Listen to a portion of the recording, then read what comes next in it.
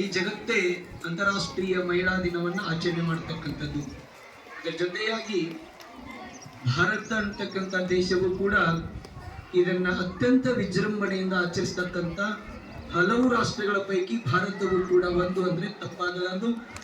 ಅಂತ ಸಾಲಿನಲ್ಲಿ ಭಾರತ ಸೇರಿರ್ತಕ್ಕಂಥದ್ದು. ಕಾರಣ ಏನು ಅಂದ್ರೆ ಇಂದಿನ ಅನೇಕ ಜಗತ್ತಿನ ರಾಷ್ಟ್ರಗಳನ್ನ ತಿರುಗಿ ಬಂದಾಗ ನಮಗೆ ಗೊತ್ತಾಗೋದೇನೆಂದ್ರೆ ಮಹಿಳೆಯರಿಗೆ ಒಂದು ಸ್ವಾತಂತ್ರ್ಯವನ್ನು ಕೊಟ್ಟಿದ್ರೂ ಕೂಡ ಆ ಸ್ವಾತಂತ್ರ್ಯದ ನಡುವೆ ಕೆಲವು ಗೋಡೆಗಳ ಮಧ್ಯೆ ಬದುಕುವಂತಹ ಪರಿಸ್ಥಿತಿ ನಿರ್ಮಾಣವಾಗಿದೆ ಕೆಲವು ರಾಷ್ಟ್ರಗಳಲ್ಲಿ.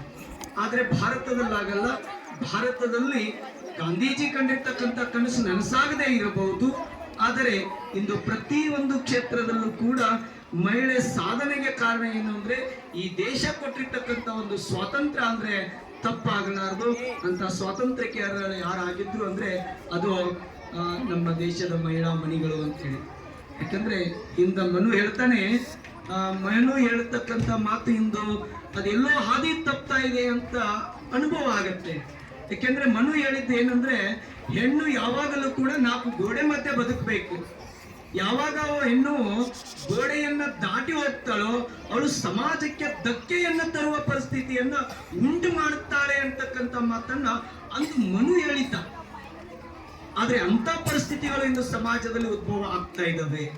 ಅದಕ್ಕಾಗಿ ನಾವು ತಿಳ್ಕೊಳ್ಬೇಕಾಗಿದೆ, ಇಂದು ಅಂತೆಲ್ಲಾ ಪರಿಸ್ಥಿತಿಗಳನ್ನ ಮೆಟ್ಟಿ ನಿಂತು ಈ ದೇಶಕ್ಕೆ ಈ ಸಮಾಜಕ್ಕೆ ಗೌರವ ತಂದು ಕೊಡುವಂತ ಹೆಣ್ಣು ಮಕ್ಕಳಾಗಿ ನಾವು ಏನಾಗಬೇಕಾಗಿದೆ, ಬೆಳಿಬೇಕಾಗಿದೆ ಅಂತಕ್ಕಂಥ ಮಾತನ್ನ ಹೇಳ್ತಾ ಇಂದು ನಮ್ಮ